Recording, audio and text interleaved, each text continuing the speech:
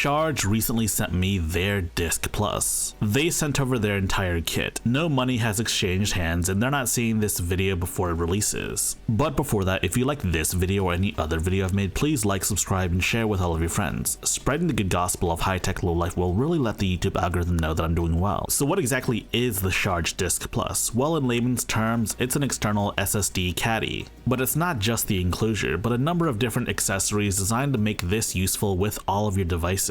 You can use it on basically anything that has a Type-C port, which is a lot of different devices these days. Yes, even your DSLR. I would test it, but I don't actually have a DSLR. That's embarrassing, I know, right? The Sharge Disc Plus is this small, thin aluminum slab, and it feels really nice in the hand. It's about as thin as you could possibly get, especially since this uses Type-C ports. 2 ports, one for charging and one for your battery. More on this later. The enclosure itself is quite slick, and there's even a place to put the built-in wire, meaning you can just tuck the wire into the unit and carry this alone. It's easily pocketable. So now let's talk about those 2 USB Type-C ports. One of them plugs into your device as extra storage, and the other port is used for charging your device. This is excellent for devices that only have one USB Type-C port, like, for example, the Steam Deck. But heck, even some small, thin and light laptops are coming with just one USB Type-C port. You know, an example of course being a MacBook Air. So my unit didn't come with an SSD, but they do have versions with SSDs included. I'm just going to use this 2TB NVMe that I have.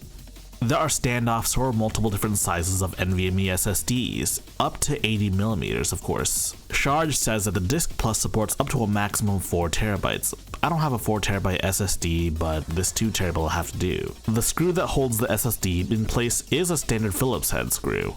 But of course, you'll need like a toolkit designed for working within electronics, mostly to manage all of these small screws. The screws on the outside though are torque security screws, and luckily Sharge gives you this one screwdriver to get inside the SSD caddy.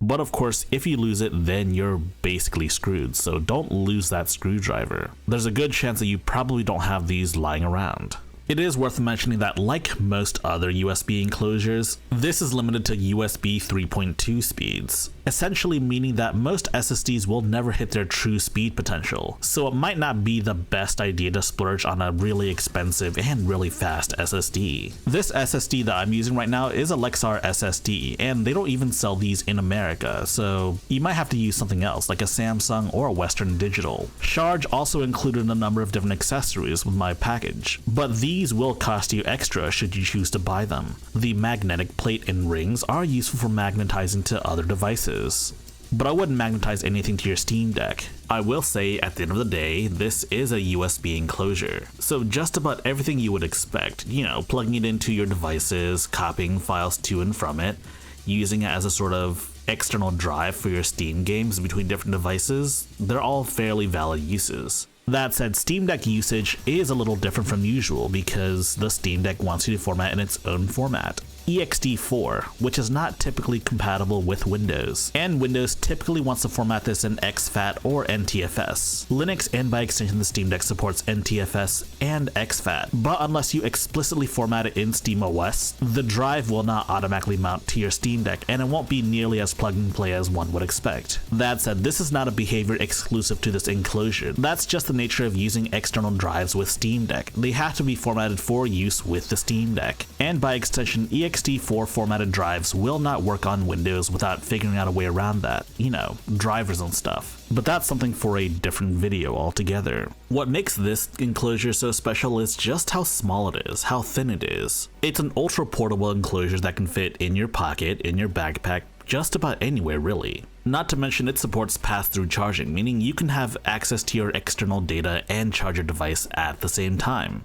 But it's not without some caveats, first and foremost being that it only supports up to 4TB. Most people don't have a 4TB SSD just lying around, and most people probably don't even have a 4TB SSD at all. I certainly don't, at least. Yes, we live in an era where an 8TB NVMe SSD is still over $1,000. While this is probably like the biggest first world problem or rich person problem, a 4TB limitation is still a limitation at the end of the day, and it is worth noting. And there is one more concern, especially in regards to the thinness of the device. Most NVMe drives will have NAND chips on one side. but some are double-sided, meaning that there's NAND chips on both sides, and my concern is that those won't fit. Single-sided versus double-sided is typically only a concern for small devices like laptops or gaming handhelds, and in the case of this NVMe enclosure, this one as well. So if you're looking to buy an NVMe SSD, do your due diligence and see if your model of choice is single-sided or double-sided. Now let's talk price, because they sent this to me early on, but for the longest time I didn't know what the price was.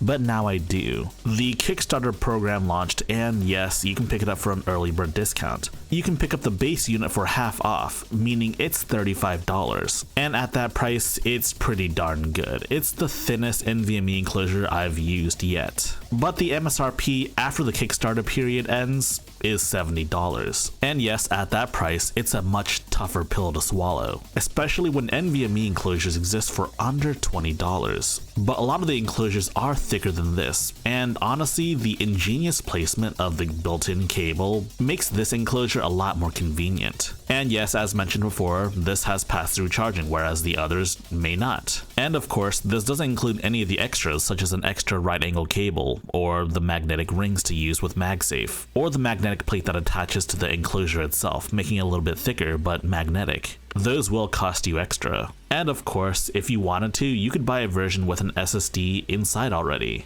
But it's definitely more cost effective if you just buy the SSD separately and install it yourself. And maybe invest in a small electronic screwdriver kit. So in the end, do I recommend this device? I really do like this device. But I do understand the price is a tough pill to swallow. But I do believe if you're lucky enough to get an early bird special on the Kickstarter, then it's certainly worth it at $35. It certainly feels like a $70 product. It feels incredibly premium, but it does function similarly to other cheaper NVMe enclosures. But the ability to pass through charging to your main device is just too good at this point. I think it's such a good feature that it might actually justify it being $70. So yeah, I can wholeheartedly recommend this product. And if it ever goes on sale after the Kickstarter period, then scoop it up immediately. If you like this video, please press the like button and check out our other videos. And if you like those other videos as well, be sure to press the subscribe button and share the good gospel of high-tech lowlife with your friends. Furthermore, we have a community Discord for enlightened individuals such as you. And if you wish to further support high-tech lowlife, be sure to check out our Patreon page. Links in the description.